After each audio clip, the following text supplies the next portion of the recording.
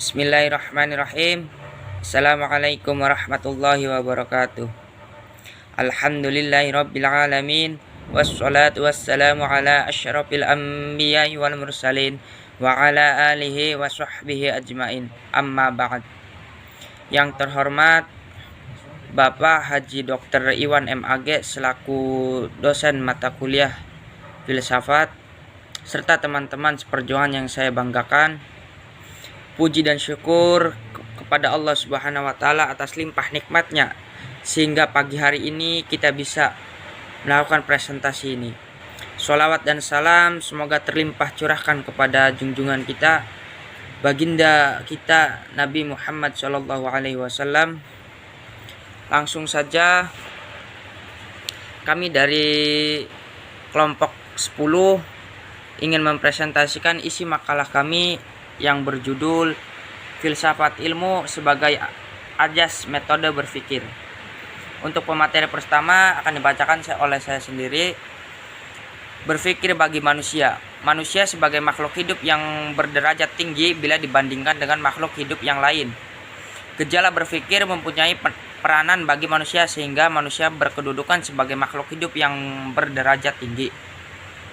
Tetapi tidak berarti bahwa berpikir merupakan satu-satunya yang paling menguasai. Namun berpikir besar peranannya dan fungsi sebagai manusia. Adapun perbedaan berpikir dan pikiran adalah berpikir adalah pengetahuan jiwa atau pikiran untuk menentukan hubungan antara pengetahuan atau masalah yang dihadapi. Sedangkan pikiran, kemampuan jiwa untuk menentukan hubungan antara pengetahuan atau sangkut paut masalah yang dihadapi. Metode berpikir dan teknik penggunaan akal. Langkah-langkah berpikir filosof berdasarkan Al-Quran dapat dirumuskan prinsip-prinsip sebagai berikut. Yang pertama, karena kedudukan dan peranan berpikir begitu penting, Al-Quran tidak saja memerintah manusia untuk menggunakan akalnya, tetapi juga memberikan pedoman dan langkah-langkah metodologis secara teknis penggunaan akal dengan metode dan teknis yang lurus dan meluruskan ke arah pencapaian kebenaran yang sebenarnya atau hak. Yang kedua, at-taharrur min quyudi al-urf wa takhalus al-latik taklid.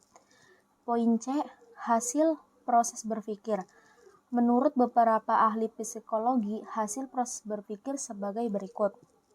Yang pertama, pengertian atau konsep. Pengertian atau konsep adalah gambaran dan gerakan dari barang yang dapat dilihat oleh akal manusia. Yang kedua, pendapat atau keputusan. Mempunyai maksud bahwa pengertian tentang sesuatu bila dihubungkan dengan pengertian sesuatu yang lain akan membentuk suatu pendapat atau keputusan. Yang ketiga, kesimpulan atau pemikiran. Pemikiran adalah hasil berpikir yang menghubungkan pendapat satu dengan pendapat yang lain untuk mendapatkan pendapat baru. Bentuk-bentuk berpikir. Bentuk-bentuk berpikir diantaranya A. Berpikir secara pengalaman atau routine thinking.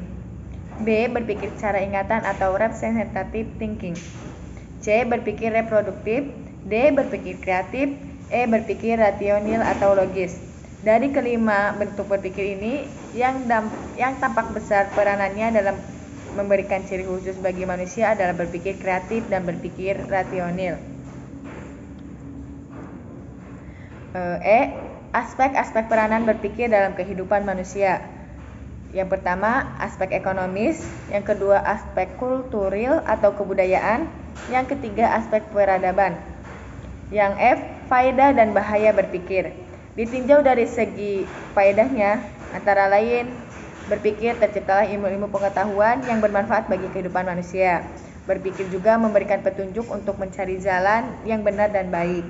Yang terakhir, berpikir dapat memberikan penyelesaian dalam usaha memecahkan persoalan hidup.